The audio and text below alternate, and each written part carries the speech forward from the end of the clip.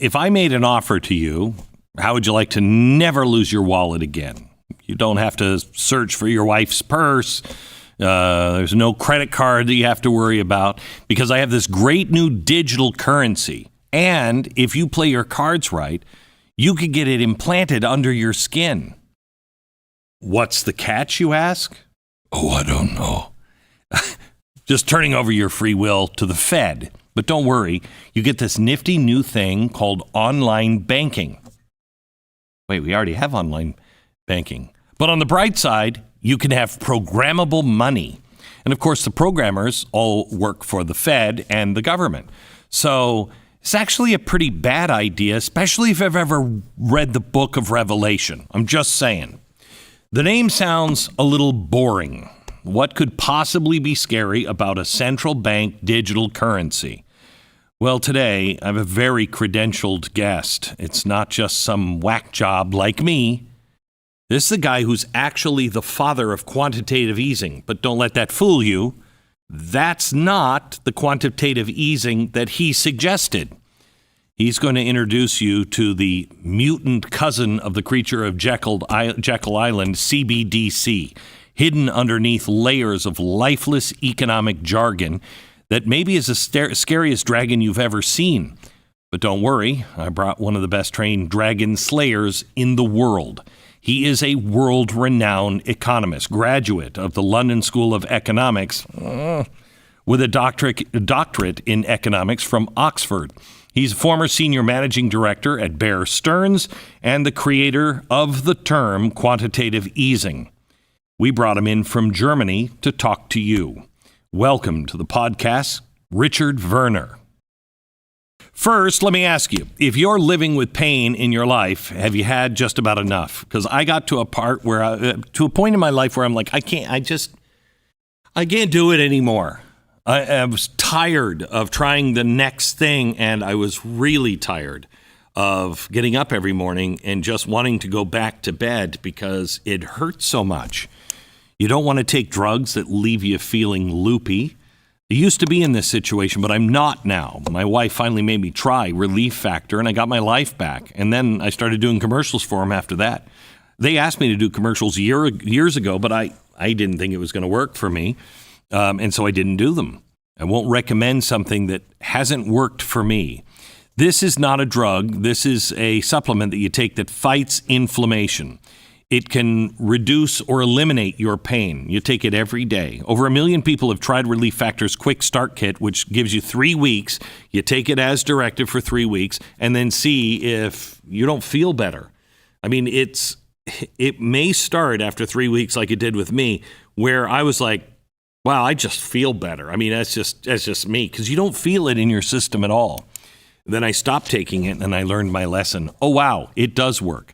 Give Relief Factor a try. Go to relieffactor.com or call 800-4RELIEF, 800-4RELIEF. When you feel the difference, you'll know it works. relieffactor.com.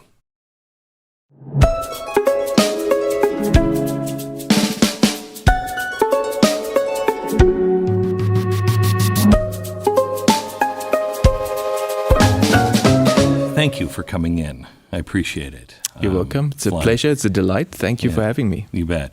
I have been talking about these things for a long time, and I've always felt like an outcast, mainly because people in your position that really, really know, just keep talking about, well, you don't understand the system. And I think that's actually a good thing, because the system, if you just trust the system has so many flaws, and so many things seem to be going wrong, and they come up with a new system to fix it, and things are just getting worse and worse and worse. And we're listening to the same people over and over and over again, and it just keeps getting worse. Absolutely. It's been one of the techniques to say that, well, these topics, you're talking about money and banking and the economy and central banking, well, you have to leave that to the experts. Right. But that's it's completely wrong and false. And in fact, it's been one of the mechanisms to hide the truth. But you are one of the experts. What happened to you? Why? I mean, we'll get to that in a little while. First, let me ask you a few questions. I'm so glad that you're here. You are called the father of quantitative easing, but it's not what we think it is, and I want to get to that. But I think everything I know may be wrong. So let me just start with inflation. Inflation is a real problem in the United States and the rest of the Western world. My understanding of it is it's too many dollars chasing too few products. And that is because at times a central bank will make money so cheap, everybody will go out and borrow money. And so everybody has a lot of money. That causes inflation. When you have the inflation, then you have to bring the interest rate up to try to pull that money back in to destroy it so you can get inflation under control. Is that correct or all wrong? Well, some parts are true. The beginning certainly, where if too much money is chasing a fixed or limited amount of goods and services, we will get inflation. Mm-hmm. One has to realize, though, that that's only one of three possibilities. When you have money creation, there's three possible scenarios, and that's been one of the secrets. You're not supposed to be aware of that. But before I explain these three possibilities, and one of them is the money creation chasing consumer goods and therefore consumer price inflation. That's one of the three. So it's under particular circumstances. But before, I need to explain where money comes from, because there's a lot of misinformation about that. Most people think, well, the money supply comes from the government or from the central bank. From the Fed. Which is a reasonable argument, because most people would argue, well, that's what it's supposed to be, isn't it? I mean, it says Federal Reserve note right at the top. Yes. Of course, these Federal Reserve notes, the paper money, is only around 3% of the money supply, which begs the question, where do the 97% of the money supply come from? Which is, of course, digital money, which we've been using for many decades. They're now trying to tell us, and I'm sure we'll come to that, that the central banks need to issue central bank digital currency. It's a new age. Well, hang on. We've been using digital money, bank digital money, for decades. Right. BDCs. Exactly. Okay. BDCs. I'd never heard that before. Well, because they want to sell these CBDCs as something new. But the new thing is the centralization. Correct. And that's the thing that we don't want and we don't need. So let's just start with the BCDs. Exactly. Right? The bank digital currency. This is where the experts have always told me, Glenn, we're not going to have Weimar situations because we digitize the money. We're not physically printing it. But I don't care because it's used in the same way, right? Yeah, absolutely right. It doesn't matter whether it's paper money or digital money. You could even argue the more it's become digital money, the easier it is to create inflation. Correct. Because transactions, can be faster, the volume can be massive, and you can do more of the sort of speculative transactions that create many of the problems. So let's step back. Where does the money supply come from? The 97% of the money is created not by the government, which doesn't create any money. In fact, being here in Dallas, in 1963, John F. Kennedy issued United States notes. That was government money. And that wasn't an idea that was very popular with some circles. And it was the last year of his life. Since then, we have not had governments issuing state money. So the money. I didn't know that about. Oh yes, I've got one of those notes actually. Really? With you? No. Okay. It's in my book. Never heard of them. That's right. Well, of course, by doing that, in many ways, John F. Kennedy was doing what most people would have thought is normal. The government is issuing money. Correct. But of course, since the creation of the Federal Reserve System in 1913, that's become the essentially monopoly. To lend to the government was meant to be done via the banking system headed by the Federal Reserve, the central bank. Because if the government issues United States notes, then it can create money and doesn't have to pay interest. you see. So, but of course, the moment you say, okay, well, the banking system, the Federal Reserve will create money and will lend it to the government at interest. Who's gaining? Of course, it's the financial system and the smaller number of people benefiting from that, and you get a transfer from the many to the few, which is why when they create central banks, they at the same time always introduce new taxes. Why? How is this interest from the government going to be paid? Well, from the taxpayer.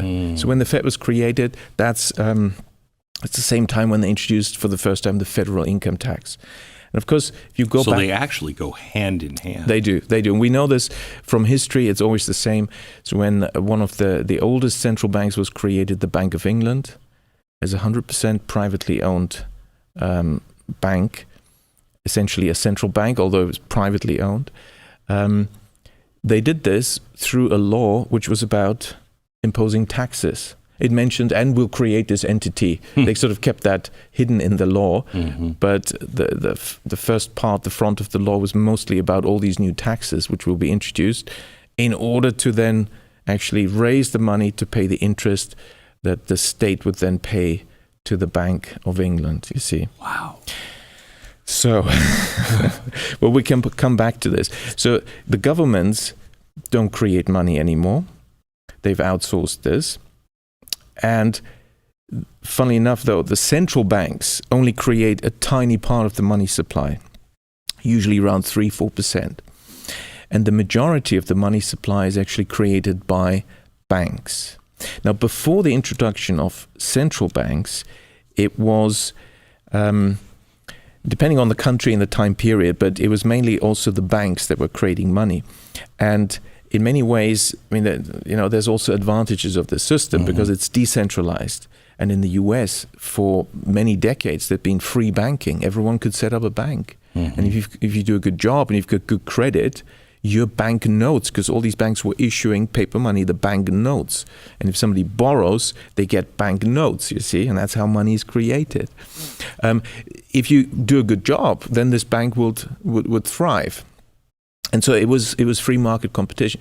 But the central planners got in on this, and they wanted to control this, consolidate, concentrate, and that's where the central banks came in. And of course, the Federal Reserve has overseen the closure of many banks. Yeah. Congress, when they talked about setting up the Federal Reserve, was quite reluctant. So they had to play tricks to actually get it through. Like they had the famous vote on the 23rd of December, 1913, when everyone had left. And it wasn't normally announced. It was announced, so it was technically correct, but nobody had seen the vote. And then only the insiders were there, and they just, they passed it. But tricks like that. Because most congressmen were saying, well, hang on, if we create such a privileged institution, there's many risks and dangers. There's too much power. But the one argument that convinced, quite a few of them was, well, if you have a good bank, a solid bank, well run, but there is a run on the bank now suddenly, and it could be entirely just rumors, panic, no good reason, but it's a solid bank. If there's a run, even a solid, good bank will be in trouble. And that's where a central bank can actually be helpful as this lender of last resort to step in, provide liquidity. So when a bank has lots of assets, but in the short term, there can be a liquidity squeeze. And so that you're asset rich, cash poor. Yes, exactly. And so that is one good argument. But you see, when the Fed then needed to do this, they didn't. In the 1930s, more than 10,000 American banks were allowed to fail, and there was no deposit insurance. So ordinary people, a lot of farmers and families across the US lost their livelihoods. All their savings were gone when the Fed sat on his hands, didn't provide the liquidity when a run was created on these banks. Instead, those banks that were closer to the Fed then took over those banks. And so the banking sector consolidated, 10,000 small banks disappeared, a lot of depositors lost their money, and those who'd borrowed money from the banks that went under, which is a lot of farmers for the newfangled farming equipment, mechanization, tractors, and so on, which the loans had been pushed by the banks in the 1920s. Well, the loans were not forgiven. So they still had to repay them, and they couldn't. The farms were the collateral, and then you had thousands and thousands of American farming families losing their farms and becoming destitute. Even starvation became an issue. So this is the really desperate times of the 1930s. Did the Federal Reserve help with this? Help ordinary people? No, of course not. And just wind forward to Silicon Valley Bank. Now that's a very strange story because none of that was necessary. The bank behaved in a very strange way for a bank. But even without going into detail, where was the Federal Reserve? There was a run on the bank. In fact, it was the biggest run ever, $41 billion leaving the bank in one day, which is the biggest sum from one bank in one day on record. And the bank was actually prevented from closing the gate by the Fed because it joined this FedNow system as a pilot. And what did the Fed do? It didn't prevent this either, and it didn't step in either. And so the bank failed. Once it was taken over, then the Fed provided liquidity. Well, that's not exactly what they promised, is it? That's too late. So, just back to the basics. So the government doesn't create money. Central banks only create a small amount of money. And they wriggled themselves into the game because before they didn't exist. I mean, banking does perfectly fine without a central bank. What the central bankers do, though, is they consolidate banks. They reduce the number of banks. So when you say the banks, like local banks, actually create money, do you mean that they're either promoting people to come in or people just come in and say, hey, I want a loan, and they're not actually taking the deposits. They're getting the money. They send out and say, I need the central bank to provide this amount of money for me for a loan. And then they're paying the central bank a fee for that, right? But the central bank would be printing it at request of the banks? Well, these are very valid questions. And in fact, you have now referred to the three theories of banking. You see, and the experts, the scholars, have argued for a whole century. I wrote a paper called Lost Century in Economics, where I review the three theories of banking. And it provides an empirical test. And the second paper called Can Banks Individually Create Money Out of Nothing? The theories and the evidence. You see, the three theories of banking are the following. The currently dominant one, which if you study economics, business, finance, you will learn, it's in the textbooks, it is in the leading finance journals, central banks promote it, most financial journalists use it, is the financial intermediation theory. And that says banks are simply gathering deposits, and then they do their analysis, credit risk analysis, and then they lend out the money. So they're just an intermediary. They're not actually that important. And that's why, by the way, you may be surprised to hear this, economists have dropped banks entirely from their economic models. They haven't been in there since roughly the 1980s. No banks in their models. So when this is astonishing. It's breathtaking. So when the 2008 banking crisis happened and banks went under, and this had serious ramifications, okay? When the journalists went, we need to interview some expert. Let's interview this professor at Harvard, this professor at MIT, professor of economics. What's your comment? All the banks, failing. The honest answer would have been, or even economists interviewing economists at the central banks, it's the same. The answer would have been, well, sorry, I cannot comment at all. Why, sir? You're the expert. Surely, please comment, give us your wisdom. No, I cannot comment because our economic models, my economic models, don't include any banks at all.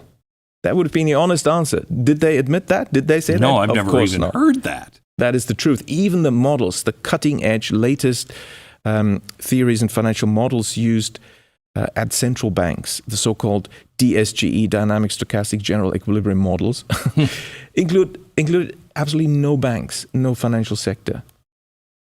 Many models don't even include money because, you see, they argue that it doesn't matter because this financial intermediation theory is dominant.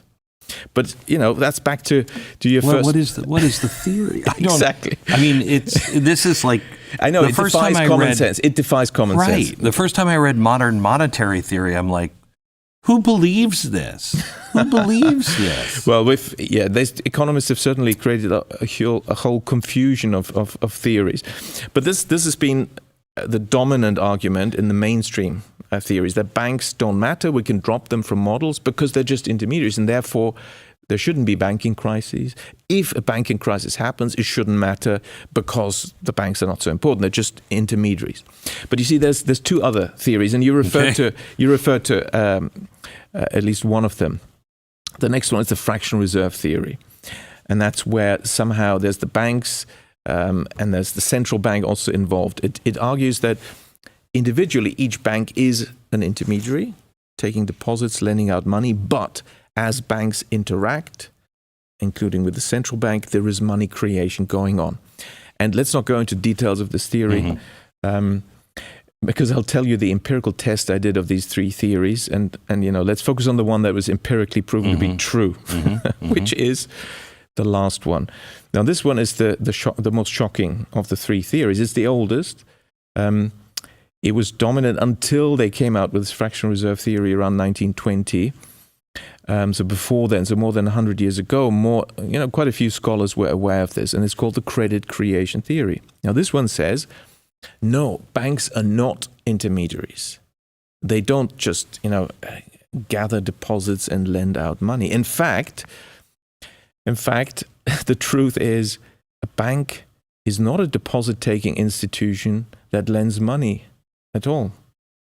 I'll explain that in a moment. But this theory says that what a bank does is it creates money. It's not an intermediary. It's a creator of the money supply.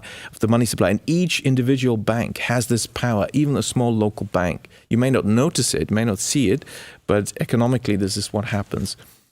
And so these three theories, they differ in the one question, which is when a bank gives out a loan, where does the money come from for that loan? Correct. And so the financial intermediation theory says, it comes from deposits. The fractional reserve theory says, no, there needs to be excess reserves, and they can be provided by the central bank. That's the one you're referring to. So that's what I talked about. Indeed. And so that's where the money for the loan comes from. But the credit creation theory, the oldest, says, no, neither of that.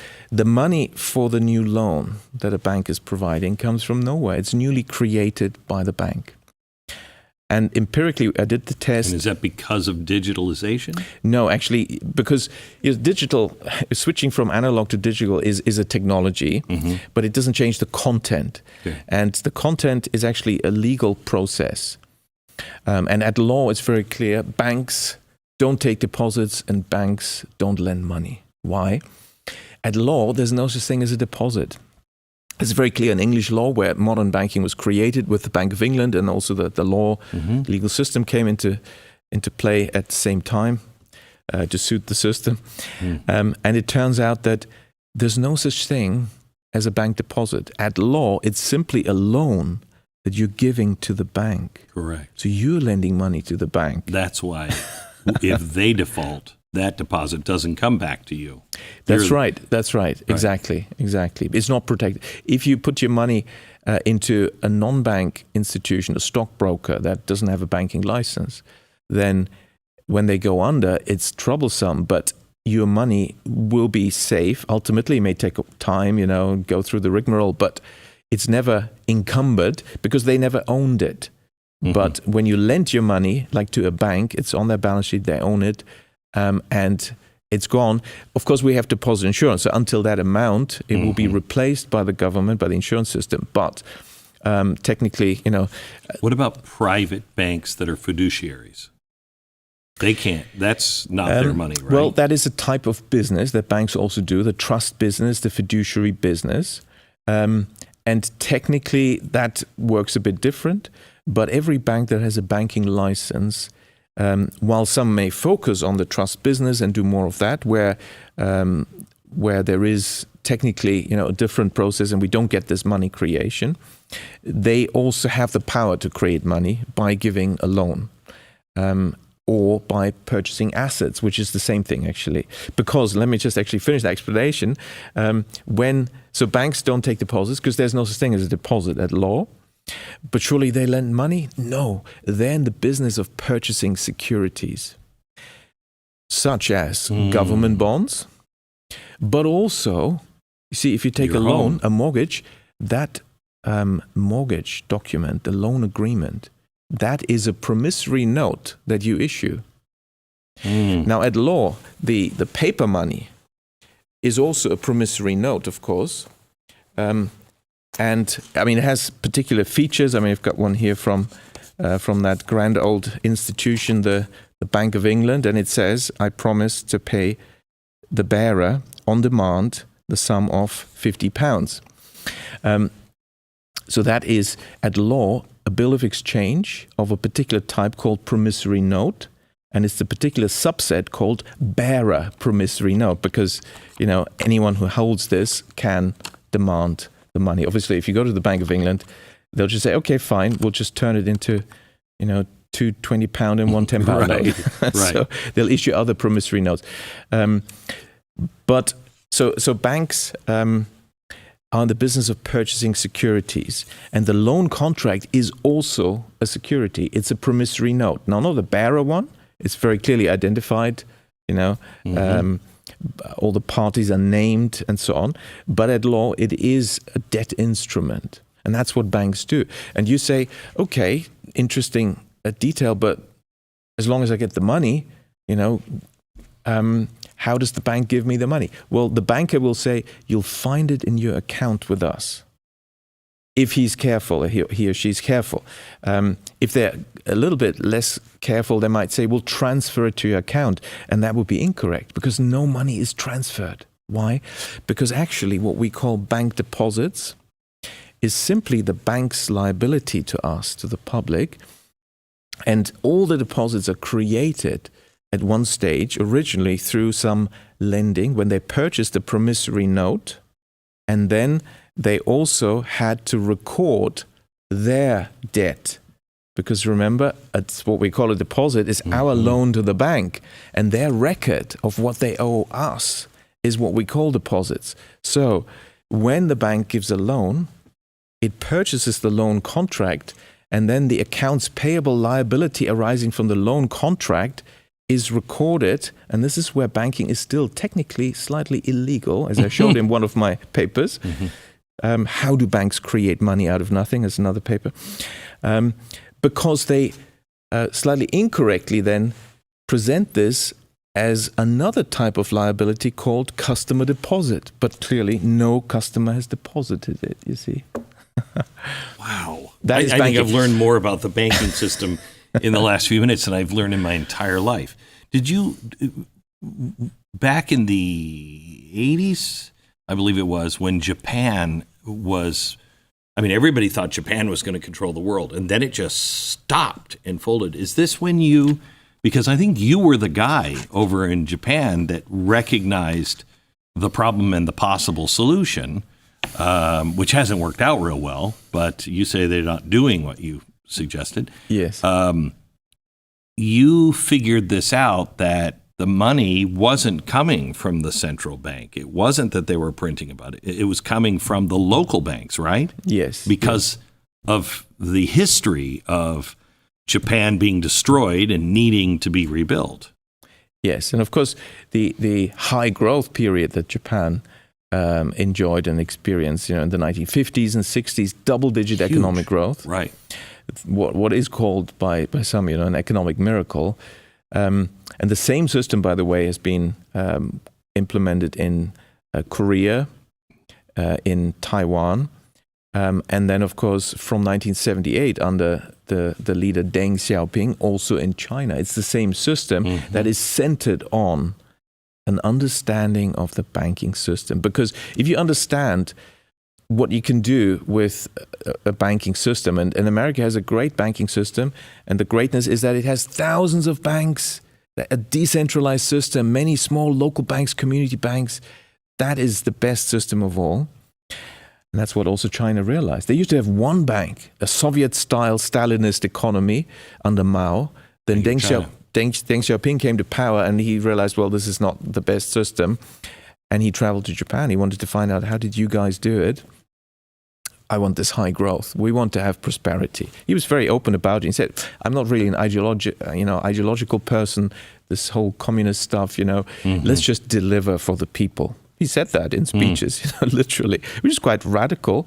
It remains revolutionary in the West because our economists are still completely beholden to their ideology. And they have not switched to the empirical scientific approach because Deng Xiaoping said, let's just do what works, what empirically is shown to work. And what you guys have done in Japan, they've done in Korea. And why does it work? What's different? Well, it recognizes what banks can do when you run the banking system properly. So he came back from Japan in 78 and he created thousands of banks. Very much like in the US, small banks, local banks, village banks, town banks, savings banks, rural banks, agricultural banks, provincial banks, thousands and thousands. Now, China has as many banks as the US, around 5,000 banks. From just one bank, the central bank. Right. That's the right direction. But in the West, in the US, in Europe, they're all moving in the opposite direction. Correct. Under the ECB, the European Central Bank, and this is the youngest major central bank, already more than 5,000, it's closer to 6,000 banks have now disappeared in these 24 years under ECB policies. And they make no secret out of it. They say, we believe Europe is overbanked. There's too many banks. That's, for example, Mario Draghi, when he headed the ECB, he said that. He comes from Goldman Sachs. And he never had in mind closing down the big banks or Goldman Sachs, did he? It's the small local banks that are being put under pressure by his policies, and they were forced to merge and disappear. The way we're headed, it looks like we're headed towards what China was. One big bank. Exactly. Absolutely. In fact, that process has been accelerated by the central planners at the central banks through a number of policies, such as their excessive bank regulation, burdening even the small banks with huge amounts of regulation that were designed for very big banks. But in Europe, the small banks have to do the same, follow the same regulations, have the same very voluminous reporting, and they just can't do it. You have to hire too many compliance people. Nobody has time for banking anymore. They have to give up. And secondly, there's crazy interest rate policy they introduced, flattening the yield curve, pushing interest rates to zero, and driving the banks that do the proper productive business lending out of business, leaving the banks that do the speculative lending. And that's actually where I come back to, I mentioned there's three scenarios. And the inflation, consumer price inflation, is only one scenario. Now we're clear who creates the money. It's created by banks when they give out a loan.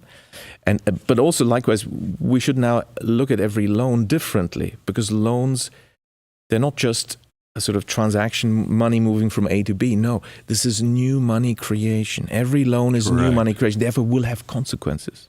So when banks create money for transactions that don't actually contribute to national income, namely purchasing assets, that's not part of GDP or national income. Purchasing ownership rights, because you're just changing the owner. There's no value added, therefore it's not in GDP, it's not in national income. But this is funded by bank credit. In fact, the bigger transactions, which the big banks want to do and focus on, lending to the big private equity funds, the hedge funds, and the big speculators, it's almost entirely bank credit to purchase assets and change the ownership of assets, property, real estate, all the real estate loans, and speculative loans, leveraged management buyouts, and company takeovers, all that. You're just changing ownership, but you're creating money. So you're creating money, pumping it into these asset markets, property markets, asset markets. What's going to happen with asset prices? Because it's new money creation, you see, being pumped into asset markets. You don't need to study economics to know the answer. Of course, you're pushing up the asset prices. And that's always unsustainable, but it's a game of musical chairs. Right. And everyone makes money, so everyone likes this game, and the music keeps playing. The music is, and sometimes the bankers, have used this phrase, we're still dancing because they're still playing the music. What is that music? It's the continuation of bank credit for asset purchases. While banks keep doing that, asset prices keep rising, everyone makes money. But the moment the music stops, because it's a Ponzi scheme. It's a Ponzi scheme. While you keep doing it, you create new money, you're pushing up asset prices even more. But the moment it stops, the music stops, like the game of musical chairs. Music stops, not enough chairs. That's the whole point of that, children's game. Because then asset prices won't rise anymore. But the late-coming speculators, they're bought at the peak. They need further rises to make it work. It's not happening anymore. So they default. You get the first non-performing loans. And when the banks get non-performing loans, they get risk-averse. They reduce lending. They really reduce lending for asset purchases. Asset prices are going to really go down. Right. And then the whole thing goes into a deflationary spiral quite quickly, and you quickly have a bust banking system. That explains why we always have these boom-bust cycles and banking crises. Because from the peak, asset prices only need to drop by 15%, and you've wiped out bank equity, you see. Is this why, like in the 40s and 50s, and I'm just guessing here, just based on the prosperity of America, because we weren't selling ideas, we weren't selling property rights, et cetera, we were going to the bank for money to build factories. We were building things, right? Is that why it was more stable and the growth was real? Exactly. Okay. In fact, now you've put together the three cases. So we started with the first one. If bank credit is used for just consumption, because it's money creation, you create more money, therefore you create more demand for goods and services, but the amount of goods and services is the same. Therefore, you get consumer price inflation. That's what we've had actually in 2020. We should come back to this, when the Federal Reserve forced the banks to massively increase credit creation under some excuses to do with some, talking about viruses and things like that. Mm-hmm. And as a result, and there's various other policies making sure this goes into consumption. We had to get inflation 18 months later, as I want, in May 2020, when I saw these figures, huge, massive. And I wrote on Twitter, 18 months later, we're likely to get significant inflation. But that's only one scenario. So the second scenario is when bank credit is used for asset purchases, you will get asset inflation. And that starts this whole game of asset inflation, boom-bust cycles, and banking crises. And then you could have, like Japan experienced, they had a huge asset bubble in the 80s that peaked around 89, 90, and then credit crunch for 20 years. That can go on for 20 years. You can also quickly end it, and that's where QE comes in. If you do this cleverly, you can solve the problem before it really starts, because it's only a numerical problem in the banking system. It's crazy to have any recession, any unemployment because of some accounting problem in the banking system, non-performing loans in the banking system. You can quite legally get rid of that. If you're interested, we'll come back to that. But the third scenario is, and this is really the redeeming feature of the banking system. And if you do it right, that's exactly as you say. That's when we have these periods of stable, high growth and prosperity. It's when banks lend, i.e. create money for productive business investment in the creation of new goods and services, implementing new technologies, increasing productivity, and then you will get growth without inflation, without asset inflation, right, without consumer price inflation, without banking crisis. And the best way to do this is to have many, many banks, because that's a decentralized system. And it's been shown in many other disciplines, whether it's the military, decentralized structure of giving orders or versus a centralized structure. Decentralization is a superior principle when humans are involved, because you're giving people a bit more autonomy. They're more motivated, and also people on the ground have better information than the central planner. Mm-hmm. And that's what Deng Xiaoping immediately understood. If you think about it, if you've got a central bank that creates all the money supply, like in the Stalinist Soviet-type economies, maybe you've got a committee of 5 people, okay, or whatever. It's a small number. They decide the whole money creation allocation. Versus what Deng Xiaoping introduced. You've got 5,000 banks. Each will have, say, 50 branches. Each branch will have another several dozen loan officers lending to literally millions of small firms. Because with small banks, you get the advantage they lend to small firms. And that's a very decentralized system locally. Local banks lending to small local firms. And they're checking all these loan applications. Each one has to be checked. There's a lot of work for the bankers, mm-hmm. but that's their job, mm-hmm. The big banks don't want to do the hard work. They want to do big deals with the big speculators. They don't lend to small firms anymore. But if you've got many, many small firms, small banks lending to small firms, then you get the productive business investment. The loan officers are really going around kicking the tires of these companies, and they make the decision of how much money to create and who to give it to, which is a very powerful decision. It will reshape the economic landscape.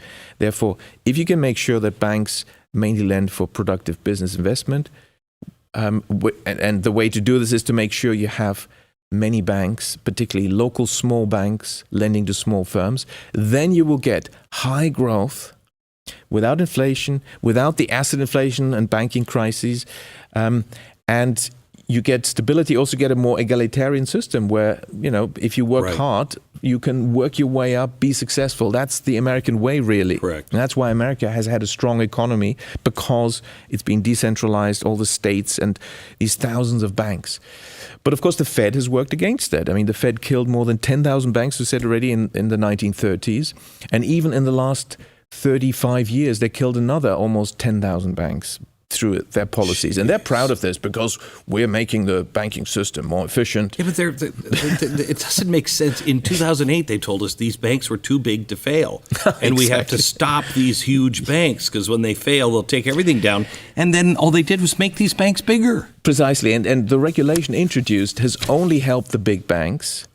And in fact, we've now got a system. It's internationally accepted now under the leadership of the Federal Reserve, and then the BIS, it's the Basel Bank of Central Banks, and the ECB. And, they put the system in place where they say, the big banks, they will be bailed out. Because they're too big to fail, we'll always bail them out.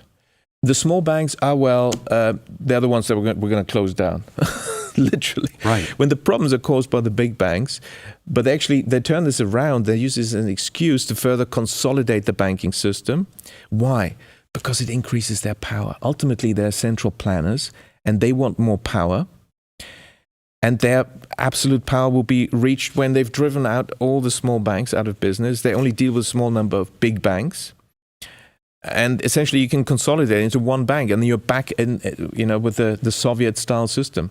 Did you know that the Marx and Lenin's Communist Manifesto has one of the points is to centralize the monetary system into one bank, one central bank that's centrally controlled. And of course, if you introduce measures such as central bank digital currency, you're really accelerating this consolidation process, because the difference, as we said, is the centralization. We've been using BDC, bank digital currency, for decades. So what is really new about this is that the central planners, having failed, because they're really responsible for all the crises we've had. It's not the local banks. They're not to blame for all this. Each bank doesn't have the information and can't influence other banks. It's the central planners. They're in charge. So whenever we have a banking crisis, they're the ones that should be called to account. But each crisis, they're given more powers, because they always say, it's because we didn't have enough powers. Give us more powers. Right. And the politicians do it. I mean, I've said this already more than 20 years ago. Before the 2008 crisis, I warned, as the next banking crisis is happening, and they will, inevitably reward the central planners.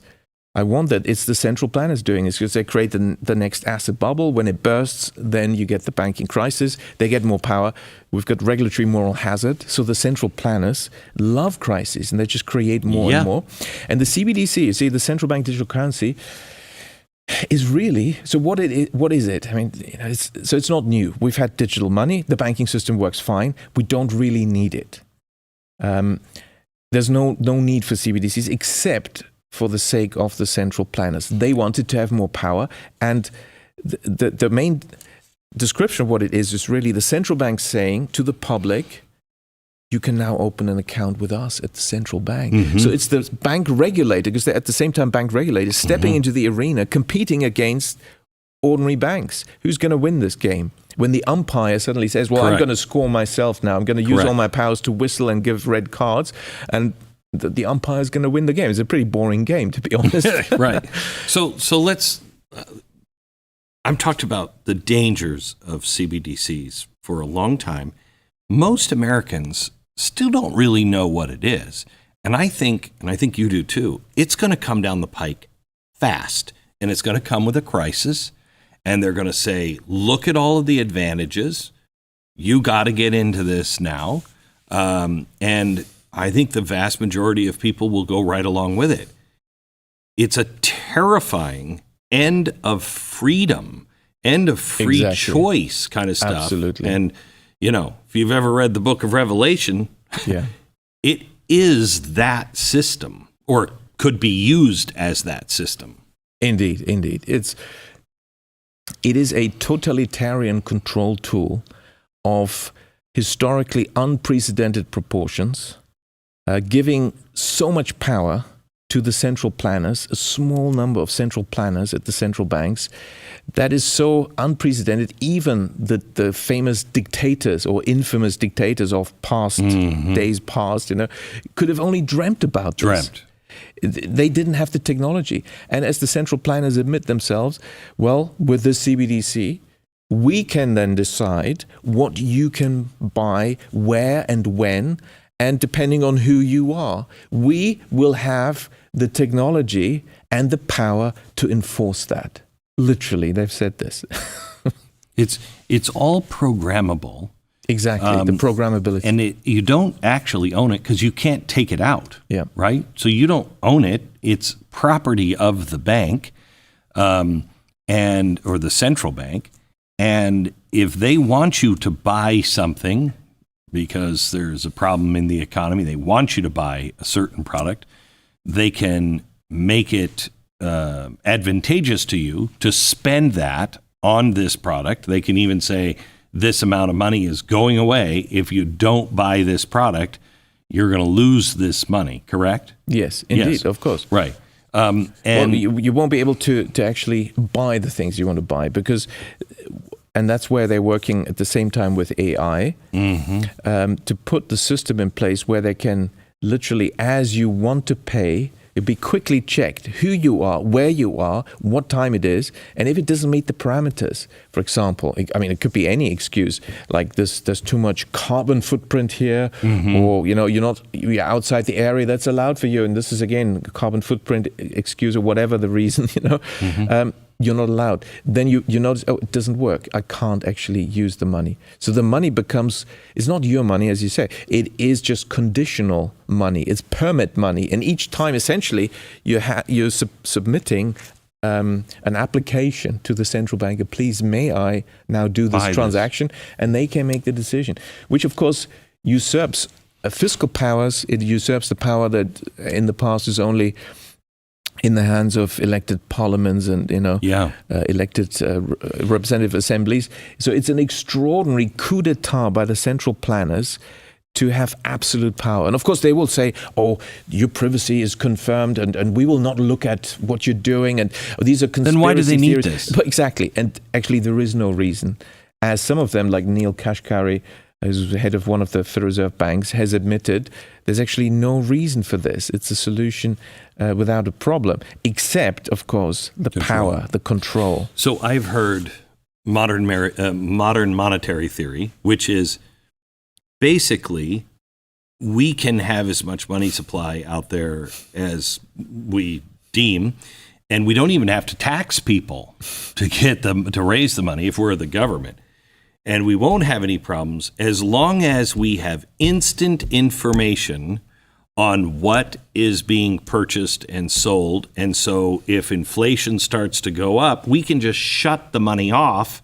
And so the price will come back down. Shut our money off. Shut our money off, exactly. Right. Delete our money. Like during COVID, if you weren't an essential employee, you may not be able to buy gas. Exactly. Is that right? Yep, absolutely. That's the idea. That's the programmability feature.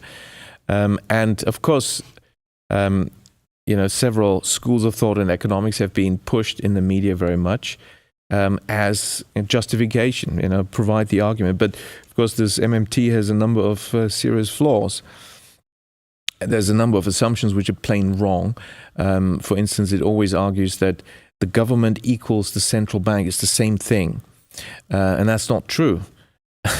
because in many countries, the central banks are privately owned. The Federal Reserve banks are all 100% privately owned. We don't even know who they are. Exactly. They've not published that, and we should insist. Where's we're going to find out eventually, because there's only going to be about 8 of them left, and then they'll all go into one.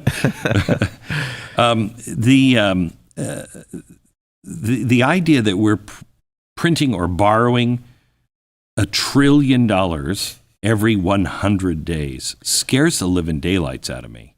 And, I said to somebody the other day, we should be able to go, yeah, but we bought this. We built this factory. We did this.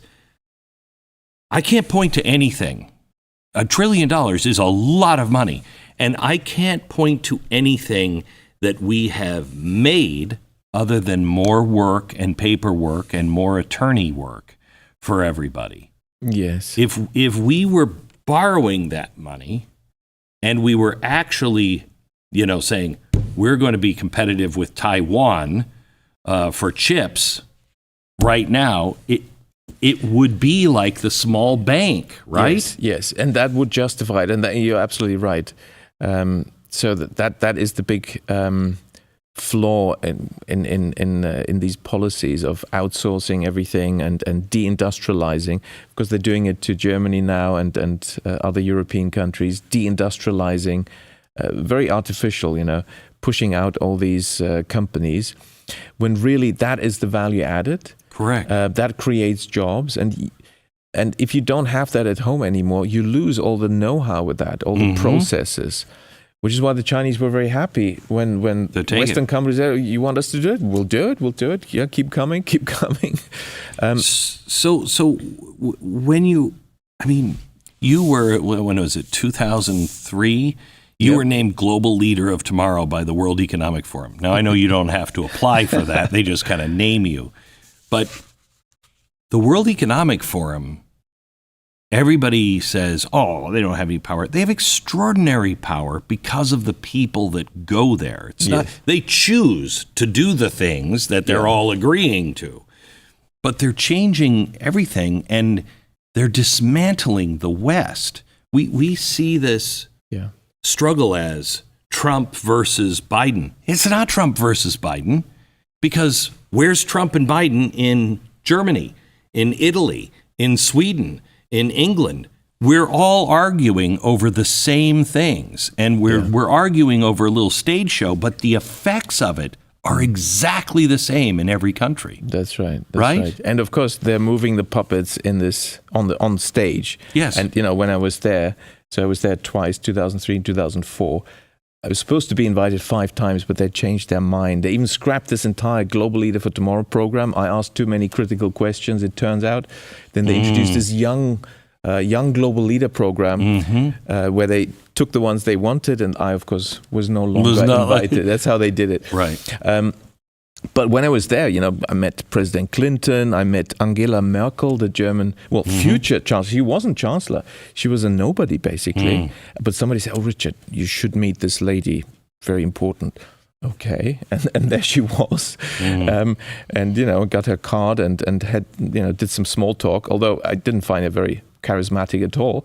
And it's just a mystery how these people then become the leaders, but some people already knew that she was clearly being groomed. So these things are happening, because if you look into the history of the World Economic Forum, Klaus Schwab was apparently handpicked by Henry Kissinger, who was at the time at Harvard running a CIA-funded program, and the documents are available. So it's part of this game plan to move the chess pieces on the global stage. And that's what they're doing. And of course, they have enormous real influence.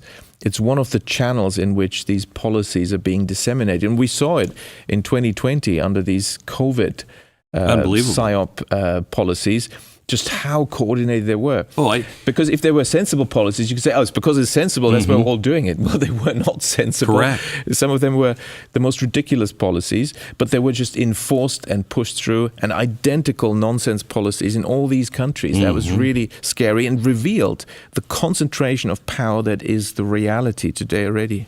So what is the solution to this? Because 50,000 people worldwide already have a chip implanted under their skin. Is it 50,000 already? Wow. I know in Sweden it's more than 5,000, probably close to 10,000. Worldwide is 50,000. That's what they say. Yeah. It could be true, yeah. Which is just terrifying. But they're moving towards, what is it, SWIFT just said they're coming out with a central bank digital currency. We already have Bitcoin. You want this, Bitcoin's out there. But you say, if I'm not mistaken, that the history of Bitcoin's kind of nefarious too. Yes, I mean, it suddenly came out at that time with the so-called global financial crisis, and also at a time when I started to publish about the truth about money and the money creation process. And that's when basically Plan B was put in place. Because once the truth is out and people start to realize, well, banks create money for the sort of small elite that wants to manipulate things, the risk is that we ordinary people will use this knowledge and power to make sure that we have local banks, community banks, and we can actually have a decentralized system with a lot of job creation, high growth, and prosperity. There's no reason why we can't have abundance. We can have 10% growth, even 15% growth in virtually any country in the world, non-stop. If you just make sure bank credit creation is given by many small local banks to local firms that implement the new technologies, new ideas, because the only limit to growth that we actually have is human ingenuity, and we've never really pushed that limit. Yeah, so it's not in sight. It's not. So so when a bank offers you a loan or you get a loan, they shouldn't just be looking at, can he pay me back? Exactly. It should be, is this going to create more wealth and he can pay me back? Yes. Right? Yeah. They should be looking for investment opportunities. Exactly. So, I mean, the bank regulations put in place by the Basel, BIS essentially is the secretariat for these international bank regulators, have encouraged property lending, real estate lending by the banks by essentially giving them a discount on the capital required by the regulations. So banks have gone out and done a whole lot of property lending, where that creates these asset inflation, boom-bust cycles and banking crises. Instead, that should be totally scrapped. We should just have a simple rule, which, in fact, most of the bank regulations you can just scrap. Just have some basic core. I mean, they've become so complex, totally unnecessary, only serves the concentration because small banks can't keep up with this. So simplify, and essentially one key rule will do that banks are only allowed to lend if the money for the loan is used for activities that contribute to GDP. That would take out all the asset transactions. Now, you may say, well, hang on, but here's a family, they want to buy a house, an apartment. Correct. And of course, they need a loan. True. But actually, to be fair, they should be using existing money. And they should borrow existing money, which is what economists have told us is actually happening, when that's not true, because banks create money, right? They're not financial intermediaries. So how can we do that? Well, we need to establish non-bank housing loan companies, and they issue bonds, which banks are not allowed to buy, and thereby you soak up existing money, some of that, and you fund the mortgages and property loans. But banks must be kept out of this because they're very privileged organizations. The banks have the power to create money, and that must be linked to something productive. You're contributing to society because you are creating money, and it will have consequences. And only when it's contributing by adding value, creating goods and services, implementing new technologies, will there be no negative consequences? And also then it will be sustainable, because only those loans, the productive business loans, will generate income streams to service and repay the loan, and they become self-liquidating. And then there's never been a banking crisis. There's never been a banking crisis based on too much bank lending to small firms, has there? But if you have the property lending and also obviously the consumer lending as well, these other two possibilities, they create the problems. And so you see, I mean, it's very simple. And, you immediately got it. Of course, the key regulators, they know this. So why have they given us regulations which encourage the asset inflation lending, the property lending, the boom-bust cycles and banking crises? And why do they drive out the small banks, which do the productive, stable lending, which gives us prosperity? Well, it reveals, as Paul Samuelson said, that's revealed preference. It reveals what they really want. They've been wanting to drive down economic growth rates, deindustrialize, and then create these crises which increase the central planners' powers. So that's why they've encouraged the property lending and the asset inflation, speculative lending, and consumer lending. How much longer can this game go on? Certainly, it is getting long late in the tooth. It is getting late stage game. But I mean, the structures are quite robust, despite all that, and despite the repeated. I mean, they're just repeating the same game over and over. Somebody told me once, people don't realize they're in Vegas. And the house always wins. And it's just clearing the table. And then you play a new game and they'll clear the table. Yes, yeah. So of course there will be new details, new financial instruments, new ways of clearing the table and starting again. But the game is continuing. I think what's different now is that more people are realizing what's going on. And when they pushed these digital IDs under the COVID pretense, a lot of people started to realize, because if you have a crisis, I mean, you can't shut down America. Can you imagine? I said this 3 weeks before. I'm looking at China and I said on the air, can you imagine if they tried to do that to Americans? Well, they did it. They did it. And we all lined up for it. Shocking. It is really shocking. If your dollar goes down, and they say, you know what? We'll give you $1.20 right now. You just bring your money in, you just show it, and we'll give you $1.20 right now, and we'll give you 50 cents later or 30 cents. Or you take this central bank digital currency, and all good things are going to happen to you. And you could even retire. You'll have a what do they call it? A basic minimum wage. Yes, yeah. Or, people will take that.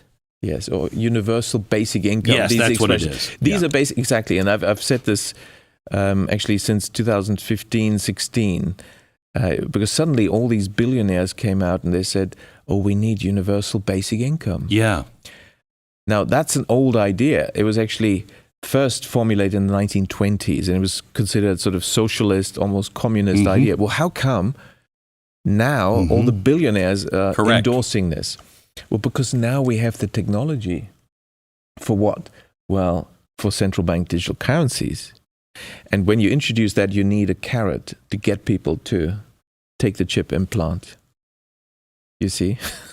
One of the central bankers in Europe told me that he was shown the prototype. It was already ready in 2015, 2016. That's when I decided, okay, one has to now speak up more explicitly about this. But at the time, just like you mentioned, people just didn't know what I was talking about, and it seemed very strange and not really likely to ever happen. But that fortunately changed with the COVID operation. And I think we mustn't forget that the central bankers they're not politicians. They don't have a thick skin. They're very thin-skinned. So I started to give speeches and talked about this plan to introduce central bank digital currencies, and we must oppose it. And I guess some other people too, but it must have been enough for them to say, okay, let's first do some other operation. Let's do the COVID operation, which has also been long in preparation. because then we can push the digital ID. That's a precondition for CBDCs. Then it's a better position to do it. But I think it was a strategic mistake because so many people realized this control. And then there's suddenly all the central banks were saying, "Oh, now cash is dangerous. There could be a virus on this." Right, I know. Or some ridiculous story. Literally, in March 2020, they immediately say, "Oh, and now we need to really push hard to have digital currency." Right. That's what I love about So obvious. Bitcoin. Bitcoin can be used for nefarious purposes. Well, yeah, so can cash. Of course it can. Everything can be used for nefarious purposes. And if you think that you're controlling the digital currency, it's going to be an end to crime. You're out of your mind. Exactly. That's just an excuse. It's a very lousy excuse. And so then with the COVID operation, more people realized. And now when I talk about central bank digital currencies, there's so many people who understand, yes, it's a threat, and yes, we have to stop it. And that's really true. So I'm hopeful that we can actually stop it. Well, having somebody with your credentials, I think, means a lot. I mean, I talk about it and people are like, it's Glenn Beck, he's crazy. But having somebody of your credentials stepping up and saying this is, very brave of you, and gives it new life. I hope you're speaking all over the world. Thank you. Yes, and I'd be glad to, continue to talk to you and to your listeners about this and give you updates. I would love that. On this because, of course, they are continuing to roll out this agenda. There's now the tokenization of assets is already on the agenda in Basel. Just this week again, they're doing a new pilot project linking CBDCs to tokenization. And the idea is very obvious. They want all assets ultimately to be tokenized, i.e. digitalized, because then they can also be subject to the central planner's veto and programmability. That's, of course, the goal. But they will sell it as, it'd be so convenient, to do real estate transaction because we'll digitalize it and you can just press the button. You don't need all the legal, Oh, my gosh. going to notaries and all these things. We can just make it more efficient. Well, we don't really have a problem with it. So is that really so necessary? Well, for the central planners, it seems very important because of the power, the control. Let me ask you one more question. We're so over time right now, but I can't let you leave without this. Thank you. You said something to me that was more shocking than what you've just done, at least to me. I mean, my eyes are like wide open. It feels like I have a completely new understanding. Thank you. Glad to. Yeah. But when you sat down right before we started, you said, "Do you normally say a prayer before?" And yes, but I didn't expect that question from you. Yes. Just being who you are, London School of Economics, Oxford, all credentialed. Can you just quickly give me a God story here on how that plays a role in your life? Is that new? Is that always been that way? Well, actually, it's very closely connected to what we've been discussing. I'd always believed in God, but I wasn't, until a certain point, I wasn't probably what would you call a committed, dedicated Christian who, reads the Bible, goes to church, and works for God. That happened at a particular turning point when I was a postgraduate researcher in Tokyo. And I was given, I'd selected the task. I had to write a research report. It was actually my first piece of research. I was at the Development Bank of Japan, which is a government bank in Otemachi in central Tokyo in the business district there. And they had a research department. And I was the first Shimomura Fellow, which is quite an honor. Shimomura is an interesting character who's was an expert on the high growth system, you see. Anyway. But that's they sort of keep that secret. You have to discover that yourself. And I'd chosen the research topic of explaining Japanese capital flows, which in the 1980s were just buying up the world. Mm-hmm. Everything. All this Japanese money, real estate companies, setting up factories, you name it, Columbia Pictures, Pebbles Beach Golf Course, Everything. Rockefeller Center, all sorts. Everything. Australia, Hawaii, Europe. And there was a puzzle in economics because nobody could explain these capital flows. They were so huge, and so I thought it had to do with these extremely high real estate prices, which happened at the same time, also in the 1980s and sort of peak in the second half of the 80s. The property prices in Tokyo in Japan in general, but particularly in Tokyo, were so high that in the center of Tokyo, if you look at the Imperial Palace, and there's a garden there, which is like a public park. Yeah. It's very nice, but it's not that huge. That had the same market value, just take the central Tokyo market prices, as the entire state of California, including LA, San Francisco, you name it, everything in there. I remember this coming out. Which is complete nonsense. Nonsense. That's when, and I was a graduate student, and I thought, okay, well, this is crazy stuff. And that, of course, has to have implications.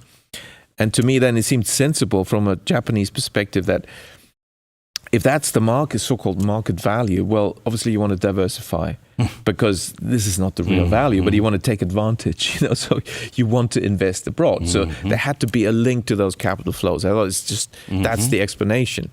Of course, I still need to discover why actually we had this property bubble. But it would have been enough just to prove that link between asset prices and capital flows. So I went through, this is pre-internet, through all the libraries and checking all the journals. I was in Tokyo, I only had 6 months' time. And the data work, my professors at Oxford and Tokyo University already said, data work alone will take 6 months, so you better start immediately. But I needed to have a framework, and what actually is that link? Did lots of interviews, speaking to people. All the experts said to me, give up, Richard. There's no way you can have this explanation of Japanese capital flows. No answer exists. Impossible. Then, clock was ticking. Time was going by. I was under pressure.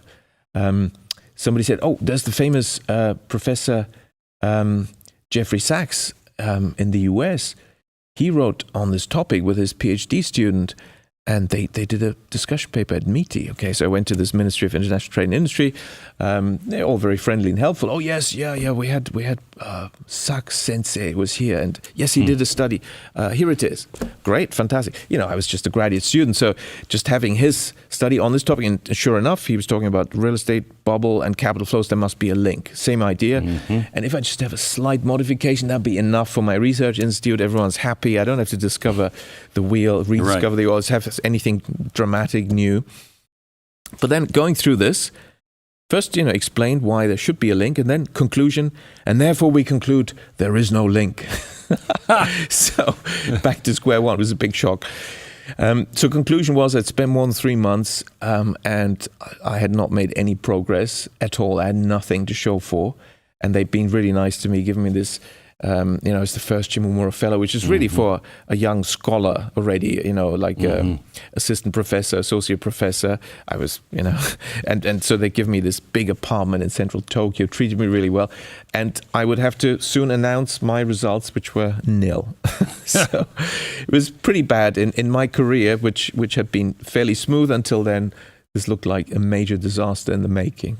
So I was under a lot of pressure. And on a Sunday, because next Monday morning, go back to Otemachi, central Tokyo, the Development Bank of Japan, go to your desk, your research institute, nothing to offer. So I had a pretty bad feeling Sunday afternoon. And I thought about this rationally. Okay, well, all the experts have said it's impossible.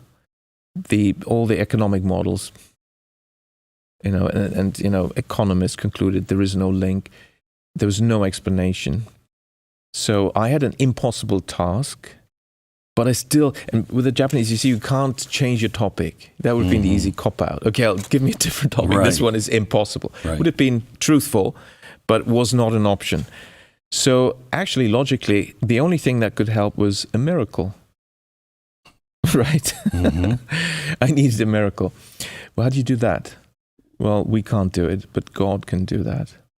So I actually laid down on the ground and prayed. And of course, you realize, okay, I'm in trouble, so I'm praying. That's the usual stuff, isn't it? It's not ideal. So you sort of confess, okay, I haven't been a good boy, and I should actually change. And I really wanted to have this solution because I had all these plans, what I was going to do as a, if I continued as researcher, scholar, I wanted to continue with my doctorate. All that was in danger because my Oxford professor had recommended me for this position, all that, So I thought, okay, God, please give me this miracle. I don't know what it is. I don't know what the solution is, but I need this miracle. I will read the Bible. I'll go to church. And I suppose as an economist, maybe you need an economist. I'll work for you. There's much you can do as a Christian economist. I thought, okay. So that's what I offered. And, well, there's more details. And I fear we don't have time, but I was given some signs and symbols. I'll show you later. Okay. And the conclusion is, so next morning I went to my desk. And the moment I sat down, I had the answer. It was literally put into my head. And it was, of course, simple. The truth is always simple.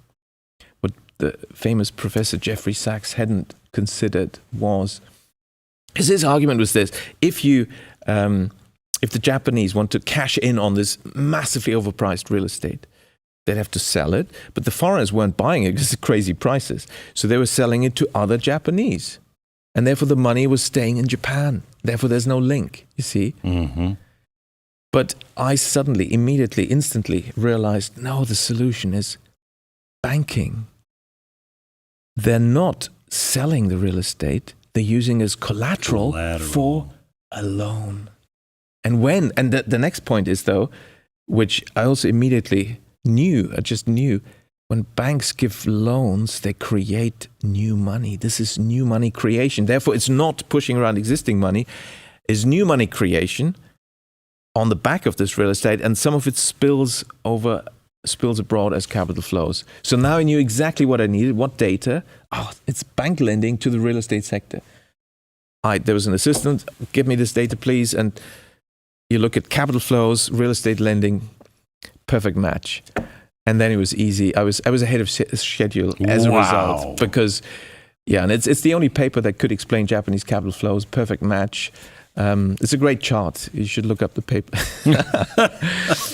And that led you to where you are today. Well, exactly, because then I realized, wow, what is this about banks? They create money out of nothing. Well, that's tremendously, momentous information. That affects everything. That led to everything else. To everything God. else.